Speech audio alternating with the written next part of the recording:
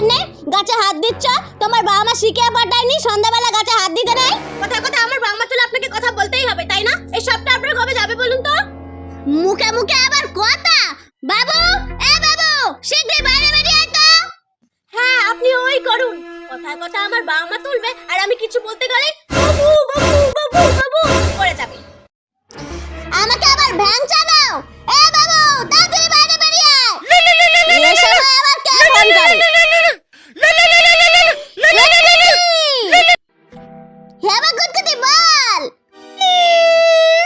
আজকে আমার শাশুড়ি আমার বাবা মা তুলে কথা বলেছে, আমার ডোমা জামাকে দিয়ে আমাকে উল্টো পাল্টা কথা শুনিয়েছে।